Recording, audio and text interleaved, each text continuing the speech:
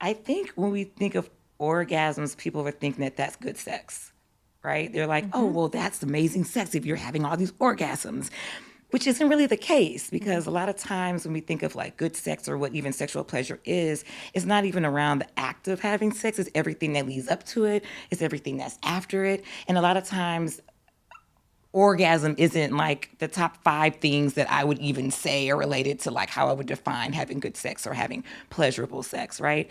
And so I don't even think that's us as women. That may be men being like, oh yeah, it was good because she came, she had, Flirted. or yeah, and it's like I could Yeah. probably come by thinking about coming. So what does that really mean when we say like the orgasm makes something good, right? And yeah, I don't know. I just feel like I can't speak for other people, but I can only speak for me. It's the journey that's important to me. It's all the things that lead up to it. Do we talk about what we want? Do I know what you like to have and what you like to do? And I don't think that if a guy also doesn't have an orgasm, that I somehow even feel like, oh, this still wasn't good because he didn't have an orgasm. When most of the time when I have sex, we both are just enjoying the journey of getting there. And if we don't get there, that's fine. It's everything that, again, that leads up to that orgasm. So, Or lack thereof. or lack thereof. Welcome to Vaginas, Vulvas, and Vibrators with Jordan Donnell. This is a safe place to learn about women's health and sexual wellness. I'm your host, Jordan Donnell, physician assistant, women's sexual health educator, and intimacy coach.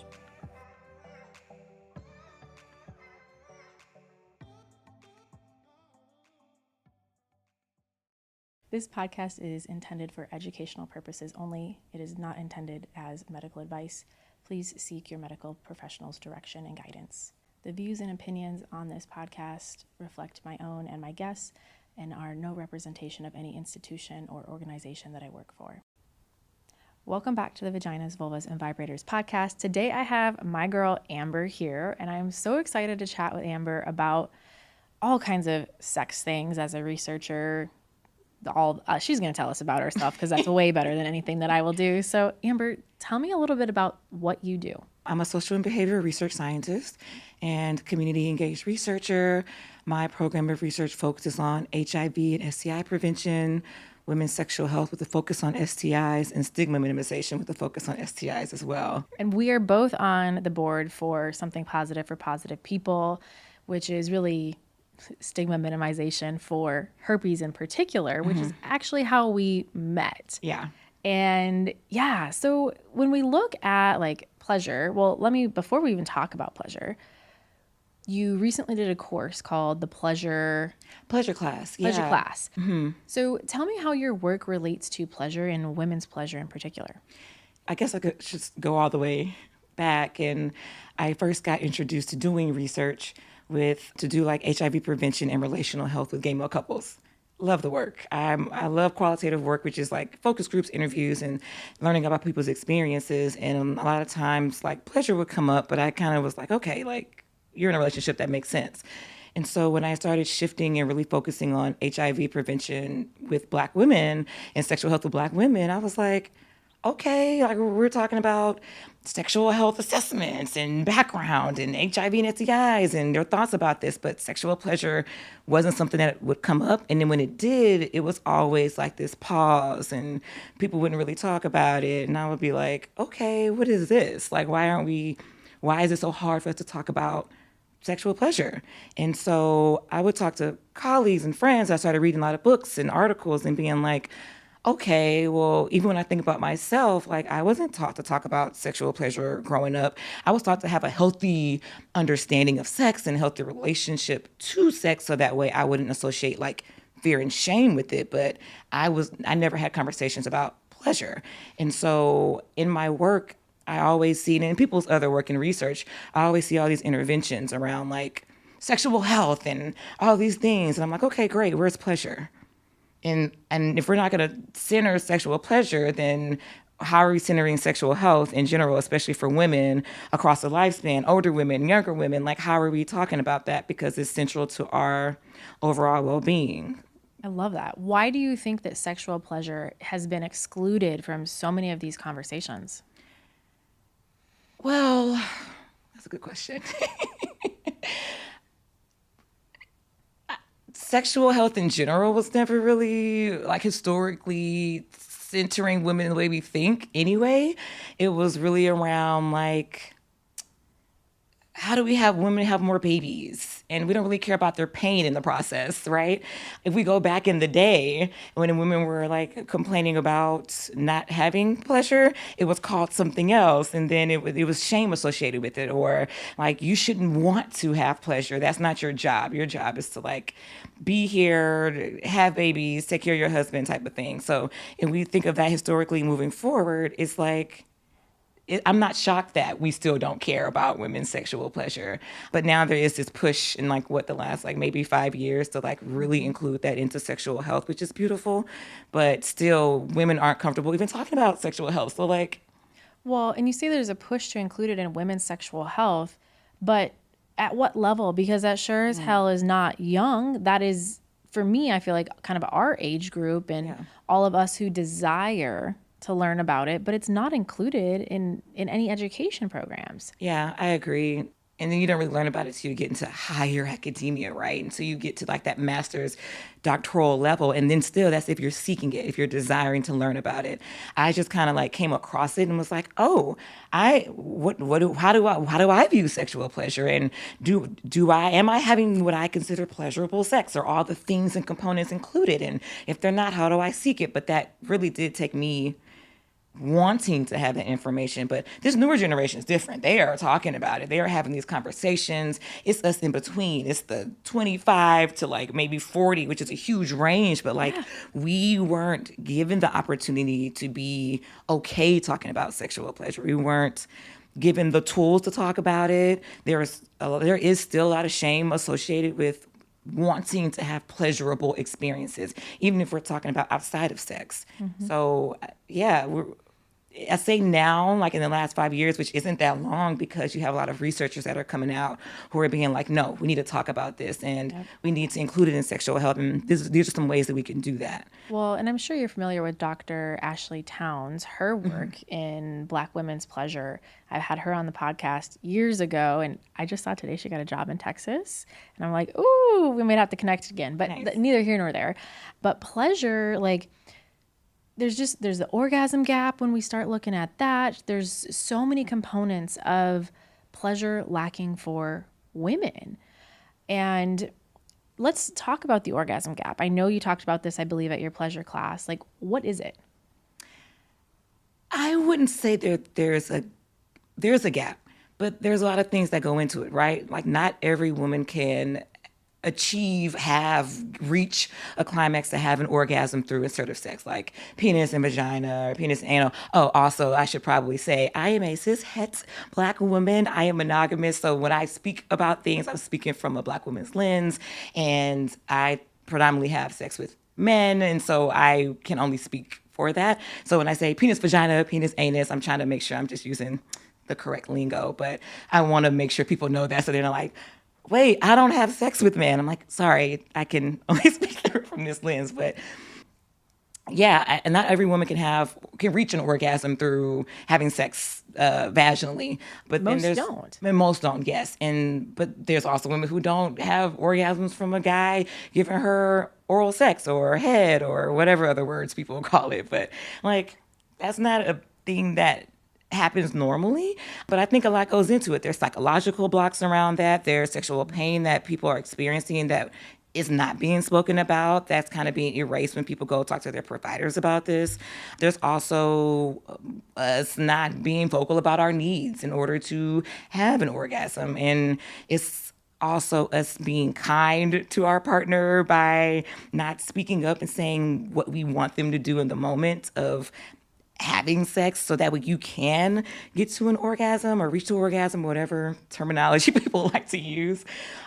But yeah, man, it's so interesting because I don't think it's necessarily a gap. Like, I don't know, I wouldn't call it a gap. I would just be like, we want orgasms, but some people also just enjoy the journey before they get there, and they're okay with not having an orgasm. I've had lots of sex where it's like and when I use the word lots relatively, but like I've had sex where I don't orgasm and it's still really fucking good. Yeah. And so I think sometimes when we look at this data, it's like, only if you orgasm does it count. Well, that doesn't mean that it wasn't satisfying still. And so I think for some of this data, it's for getting a group of people or people who are maybe similar to me in that sense that like, and it's very orgasm focused, which maybe this can be like your next research project, but it's so orgasm focused.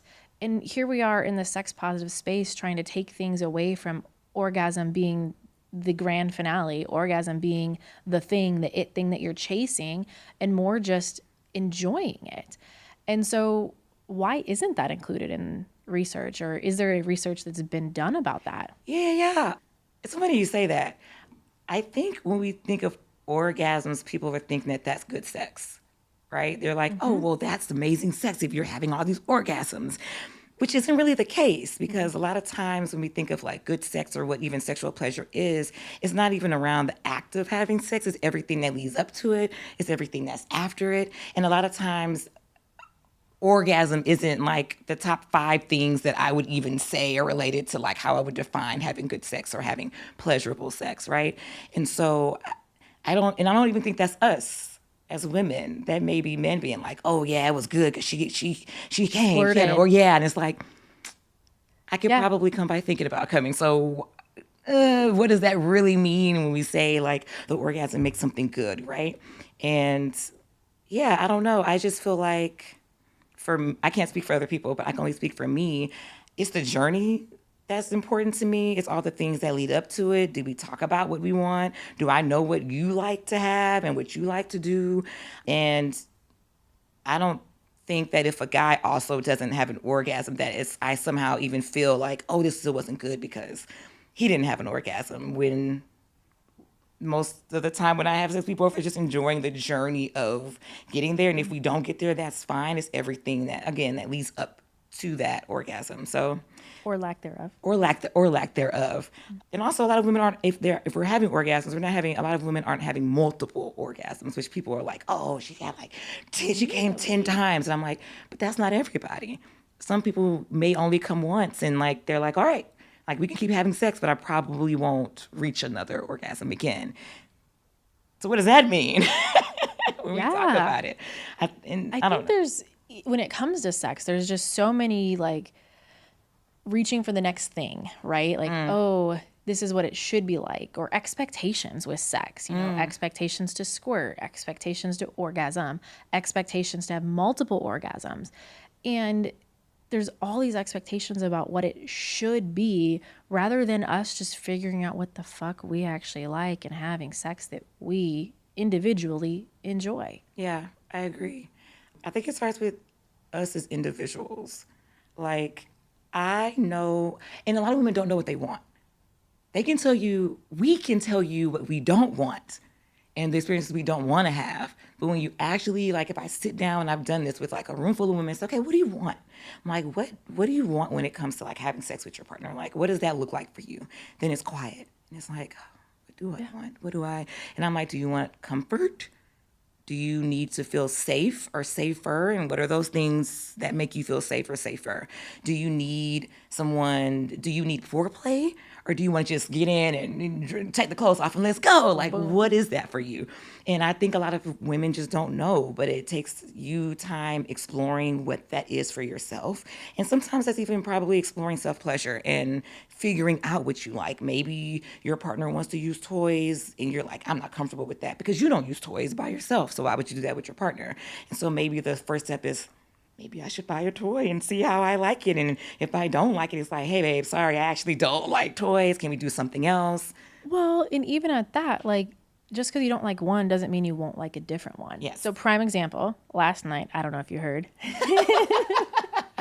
but I tried out a new toy that I just got. Nice. And this bad boy was powerful as fuck, but also like really loud. And then I was like, interesting. So the vibrator that I really like has a low rumble aggression to it, and this one is more of like a I can't even explain it, but I was like, oh, I like the loud, or like the low rumble type sensation more than a high like frequency vibration, if that makes any fucking sense. Yeah.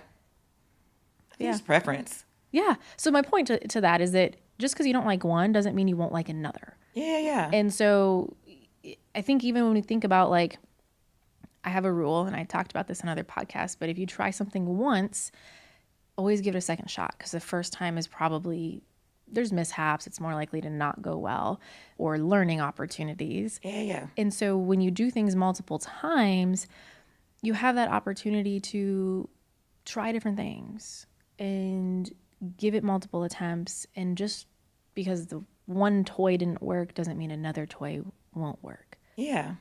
Or you start looking at like womanizers and the suctiony ones, and they're different types of sensation. Some people may love that. Some people may be like, fuck no, I don't want that near me. You know, it's funny you say that. Man, my mom's going to see this. Okay, moms.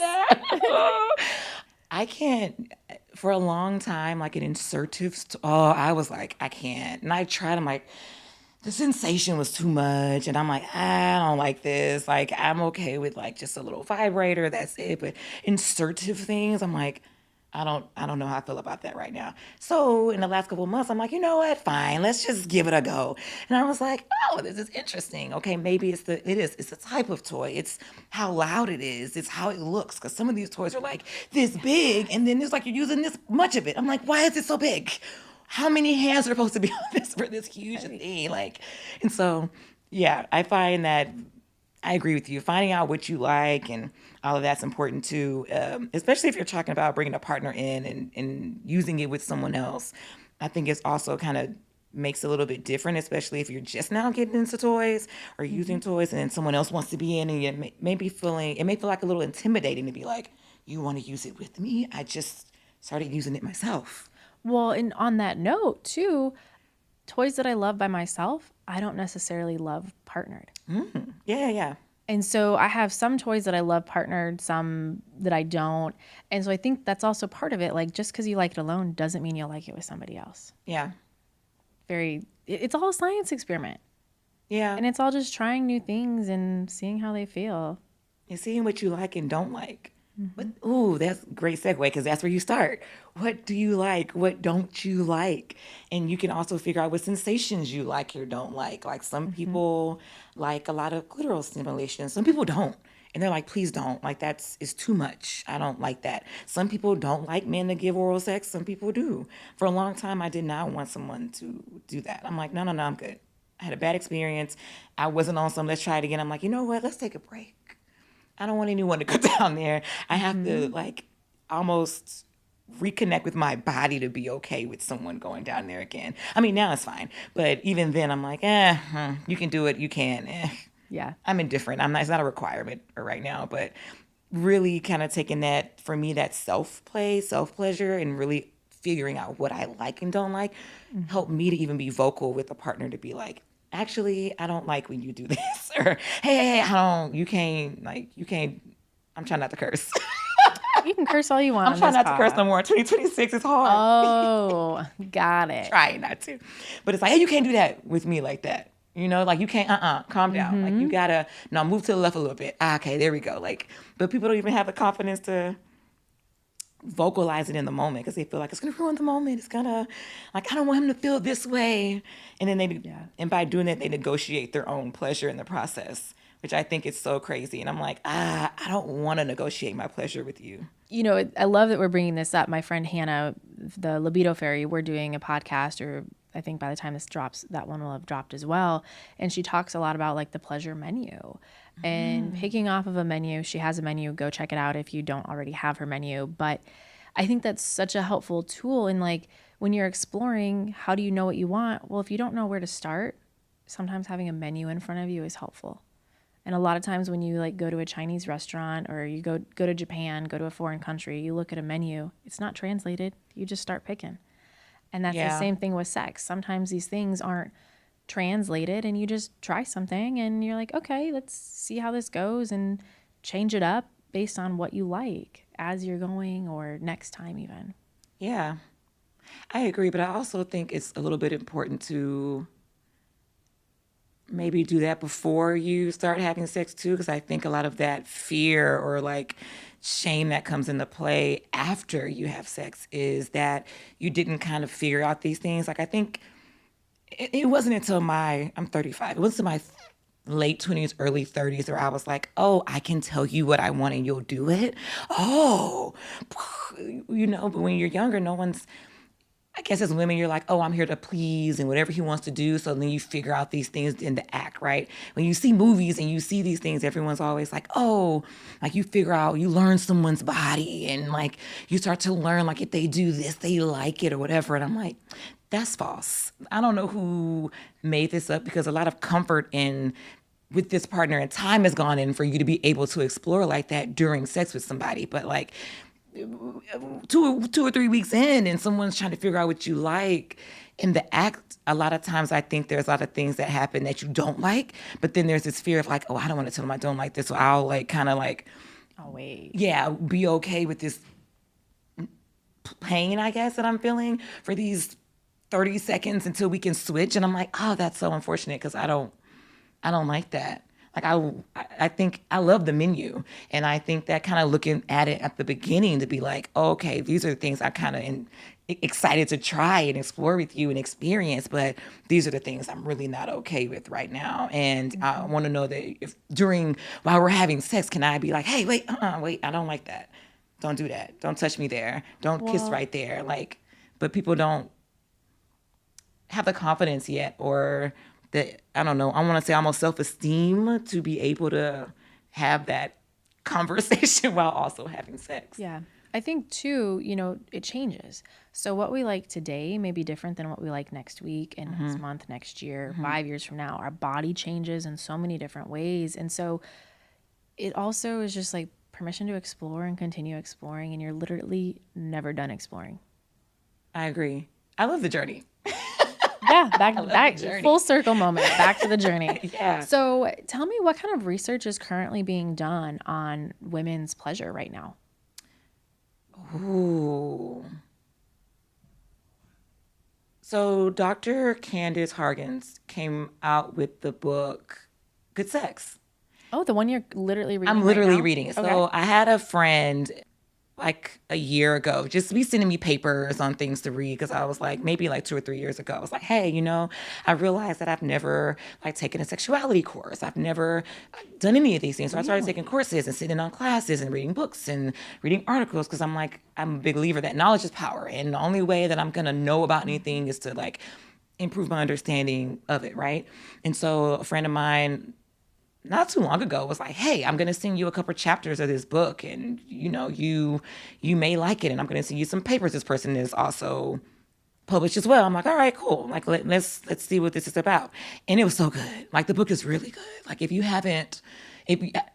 probably haven't, like, but Good Sex is good. It's just like affirming all the things that I've already been doing on my journey of like reaching optimal sexual pleasure and what that means for me. And I'm like, oh, wow, okay, great. I'm on the right track. I've been doing the things. I figured out the things that I like and don't like. And I've built the confidence and the courage to be able to tell someone, okay, I like this. I don't like that. I'm willing to explore this. I'm not willing to explore that. I don't want toys involved. Oh, I do want toys involved. Mm-hmm. And then also realizing that can change by the person, because the comfort level is different and my ability to feel safe with this person is different and what safe looks like with this person is different. So all these different things. But she is someone that is doing amazing research regarding sexual pleasure. There's also Dr. Shamika Thorpe, and her work is around like sexual pain and how that impacts sexual pleasure. You also have Dr. Jasmine Abrams and Dr. Tamara Nelson, who are doing work around like the strong Black woman schema, the strong Black woman stereotype, and how that can impact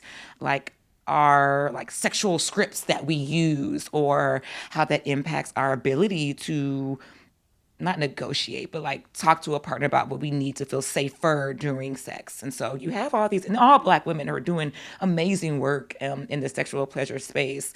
At the end of Good Sex, there is a bunch of listed references, which is, as a researcher, I love, because I love to go to the reference list first. And so I've found a number of additional articles to read from that. But there's people doing amazing work in sexual pleasure. And it's a spectrum. Like, it's not only around like reaching an orgasm, but it's also around like having confidence to communicate about these things. And also, where do you start? And like, what's the recipe to have good sex? What's your recipe to have good sex? And so, yeah, there's a bunch of women out here paving the way for people who my work may not center sexual pleasure, but I think that if you're doing any work in sexual health, you need to have an understanding of sexual pleasure because those conversations are going to come up and you need to be not well versed, but just well educated around what's going on and the language people are using, especially when we think of like being sex positive and always using that lens when we talk about and even do research around sexual health. I love that you brought this up because it reminds me of this weekend I was at a conference and have I told you about FEX, the non-hormonal birth control, the vaginal gel? So they did a research article that's in the Journal of Sexual Medicine about participants who use FEX had a 2.5 times greater pleasure reported with FEX versus the prior birth controls that they've used. And no other birth control has studied what the impact is on pleasure. And I think that that's such an important part is that like nobody's talking about the impacts of pleasure or lack thereof pleasure. And so I think that's important. That's awesome research. Yeah. Is FEX, you said FEX? Yeah. Is it like a spermicide? No. Ooh, I love that you're asking me all these questions. No, it's a vaginal gel that keeps the vagina pH balanced. And so it doesn't change pH from sex or semen, which is typically what changes the vaginal pH, and creates an unfriendly environment for sperm. Yeah, it works on the calcium ion channels to make the sperm stop moving. So is it okay for women who are like super sensitive, like allergic to lubricant, allergic to like latex condoms and things? Because, that's why I am like, no inserting things because like it's very sensitive and UTIs are real and you can get them from, just all these it has things. similar side effects to any other like birth control or like any other thing like condoms, lubricant. Some people have irritation, some don't. And so it really just comes down to like, how does your body respond and trying it and seeing what happens. Okay. Yeah. I love getting educated. I love when people teach me things. I meant to tell you about it last night, actually. totally spaced my mind because I know we've had conversations about birth control and, you know, I'm a huge non-hormonal girl and I know that you don't want to do hormones or can't tolerate hormones. I can't. If you don't mind me sharing that. No, I don't. It's fine. So I can't. It's one of those great options for us girlies that don't want hormones or can't have hormones. Yeah. So that was a totally unintended shameless plug for FEX. But yeah, pleasure is so important and we need to get back to having more pleasure and focusing on the outcomes of pleasure. Tell me your pleasure course. You did one a couple months ago and you are planning to do some more in the future. Tell me a little bit about your pleasure course and what is that? Yeah, so it's called Pleasure Class. It's a workshop series and I created it because there's not a lot of space for us to just talk about sex, especially in the professional space. Like, I'm so busy, as you well know, where it's like, when do you have the time to sit down with your girls and just talk about sex and pleasure and our sexcapades and things that we've done in the past and what we've learned and how that helped us reach or get optimal sexual pleasure from whatever experiences that we're having. But it's not going to just be about sexual pleasure. The first one was in January. I thought I had some great heavy hitters on the panel and I learned a lot from it. And the next one, I know all the next ones are going to be much better, but it's about all the pleasures. It's not just it'll be heavily around sexual pleasure, but it's around how all these other pleasures and every other aspect of your life do intersect and impact your sexual pleasure. They do have the things that impact your mental health, your emotional health, and then your overall well-being do impact your sexual pleasure as well, and your sexual health. And so the Pleasure Class series, workshop series, is going to just kind of hit on different aspects of pleasure along the way. I'm going to make sure that I have people who not only from the community or community advocates regarding different types of pleasure, but also people who are doing research around it. So that way we can see what's going on and what people are doing, what providers are saying around pleasure and the different types of pleasure. And so I'm really excited about it. The next one was supposed to be March, April, but I'm so busy. So I'm going to push it until like maybe August, September. And then that way I can already have things set up as we move forward. But the next one I hope will be around, I think I'm calling it turn-ons, toys, and pleasure or something like that. Because I'm like, well, and the first one was great, but I also want to talk about like let's stop making these conversations so taboo and let's make them very normal. So I want them to be very casual though. I don't want it to be so much academic language or very professional. Like I want people to be with their wine glass and just like be in pajamas if you want to. And let's just have a conversation around this because we already have to be so prim and proper all the time anyway. Like I want us to be relaxed and just like have a conversation around this and be able to answer people's questions that are coming in a way that opens up the dialogue and hopefully encourages them to keep having these conversations even after they leave the workshop. But hopefully they leave with tools and books they can read and maybe journaling that are around whatever we're talking about. So just have them, again, keep having these conversations with themselves, with their friends, with their partners. Yeah, I love that. And it's literally full circle because we were just talking about how like pleasure really encompasses all parts of our life, right? And we take out the sexual and put it to the side as a pleasure that is not part of our other daily pleasures. And sex is pleasure. Yeah. Is sex political? Yes. Tell me more. It's very political. Historically, the historical context. I'll speak as a Black woman. Like we've had to now give ourselves permission to be okay with desiring pleasure, not even getting it, just to desire it. I think that's so crazy. Like to be okay discussing it, we had to give ourselves permission to do that. And our bodies have been policed. The way we're viewed in media and music and videos has been not only policed, but just kind of associated with so much stigma and a lot of stereotypes around what it is to be a Black woman. And that affects us very uniquely with regards to our relationship to sexual pleasure and how we perceive sexual pleasure, how we feel like we have access to sexual pleasure. And I think, and so all of that is why it's political and why there's a need to even be our own individual activists. Pleasure activism. There's a book, guys. There's a book. Is there really? Yeah, there is a book. It's good. Ooh, I love it. Oh, it's good. I thought I was going to get through it really quickly. No, like the first 3 pages, I was like, why are you cussing me out, girl? Why are you like telling me about myself right now? Like, I did not expect that in 3 pages, but no. And so it is very political, but I think it takes us as individuals being like, no, I deserve sexual pleasure in the ways that I want and need to receive sexual pleasure, and not apologize for that. Not apologize to anybody, but also not negotiating our sexual pleasure with anybody. Like I always hear this term, and it's condom negotiation, and you negotiate with your partner about them wearing the condom because we don't wear condoms. But we can. We don't. We can. We can. I don't like the female condoms. Hold on. You don't like condoms? I don't like female condoms. I've tried, and I'm like, now they can be sexy. If your partner puts it in, and it can be very sexy. But me and a past partner tried it, and we were just like,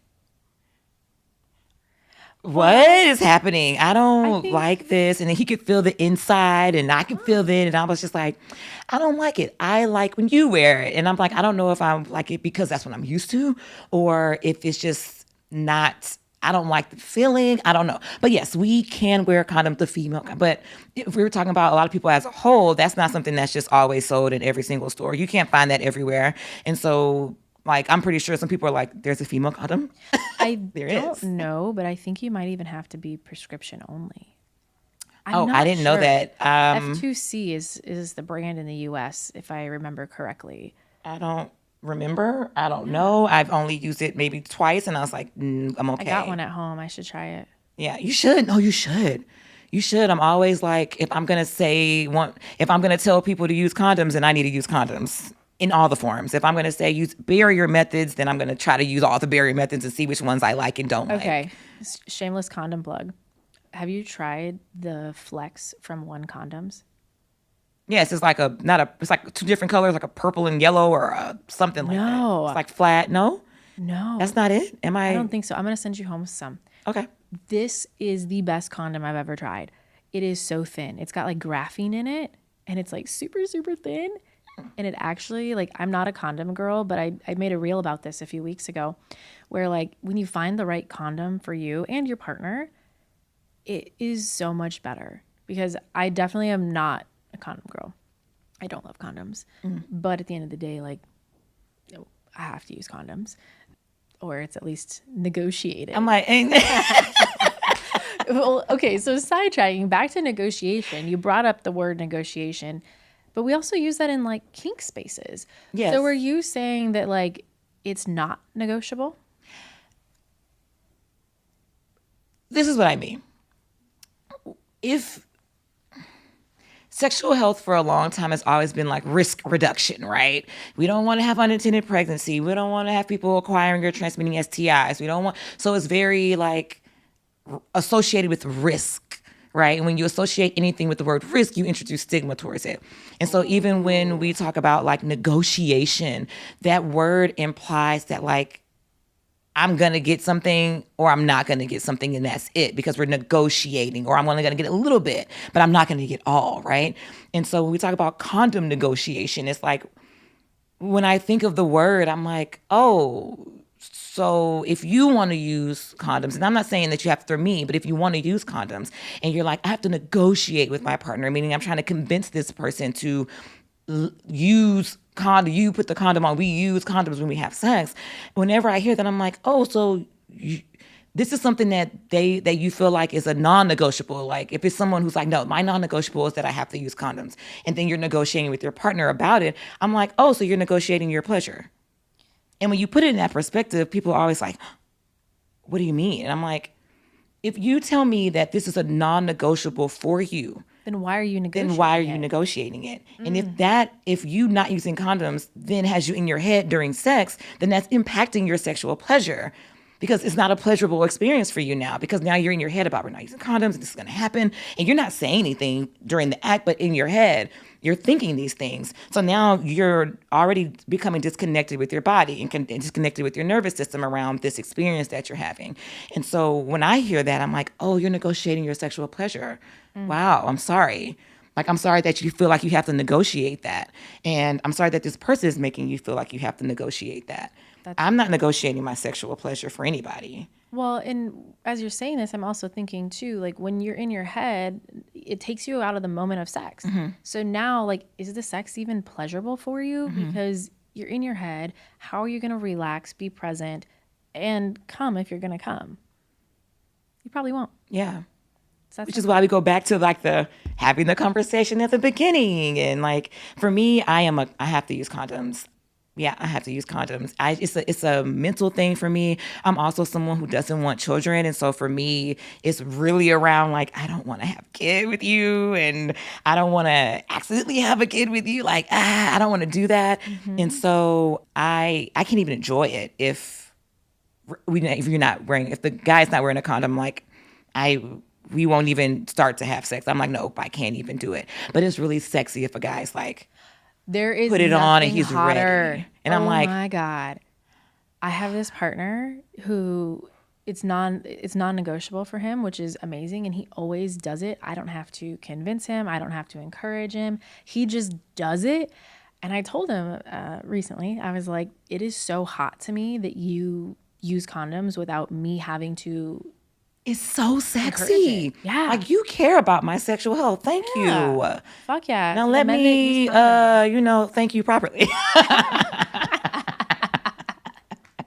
Oh my God. Amber, as always.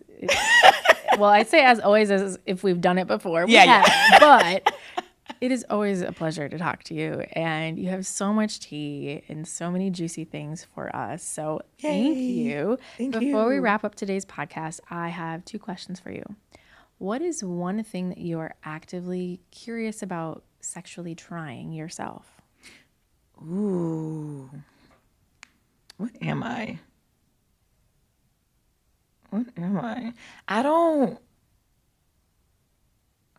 My stuff right now is really around self-pleasure. So I'm on this journey to figure out what are the things that I would be willing to explore with somebody. So I'm not having sex right now. Because I was like, I think I'm getting a little too distracted. I feel like, how am I going to really explore the things that more so what I want and don't want, and be able to articulate that in a way that makes sense to someone else. But I can't do that while also having sex for me. And so right now I'm like, I'm going to try to figure this out. Like, why am I afraid to do certain things? Why am I afraid to, like, I don't know, masturbate in front of a mirror? Like, to me, that's such a terrifying thing. And it's like, I don't want to see myself. Like, but why? Why is that? so good. Why am I afraid of certain parts of my body and seeing my body? And so it's like, that's what I'm going to do. Yeah, I love that. And solo sex is sex. Yeah. But I'm like, there is like a mental block there. So I'm just like, you know what? I'm going to explore this. And I encourage other people, it's just, sorry, mom and dad. I encourage other people to also figure out what you like. And that doesn't mean that you have to like masturbate or do or engage in acts of self-pleasure. It could be around you just kind of like reading books, or like you figuring out what non-sexual intimate touch you like and don't like. Even that is you being an activist for your own sexual pleasure as well. I love that. You make me want to, after all of our conversation today, you make me want to bring my sensation play workshops back. Yeah, you Because should. it's so, like, such a great opportunity to just explore. Yeah. How do you define pleasure? Ooh, how do I define pleasure? Comfort. Anything that makes me feel the most comfortable, safe, and connected to my body, but also allows me to accept that I can receive pleasure. I love that. Yeah. Well, thank you for joining me. Where can the listeners find you at? Oh, I have a new Instagram page now that I'm being forced by her and my mentors to now post on. So I'm like, oh no. But I think it's like Dr.Amber-Sophus. Something like that. Something like that. Dr. Amber Sophus. Dr.Amber Sophus on Instagram. I also have a LinkedIn, which is, more professional. But yeah, follow me on my Instagram. I'm going to start posting a bunch of content from Jordan, a bunch of content with us, having conversations and how to have conversations with your partner. And I'll be also reposting other people's stuff around pleasure, sexual health, getting tested, and how to have safer sex while you are engaging in different types of sexual activities. I love it. Awesome. Well, thank you for joining me. Thank you. Thank you for joining today and continuing to bring awareness to women's health. If you love the show, please subscribe so you never miss another episode, and leave a review for others to see. If you want to see me on the daily, you can check out my bio for links to all my pages. Be sure to share this episode with your girlfriends. Thanks again, and see you next episode.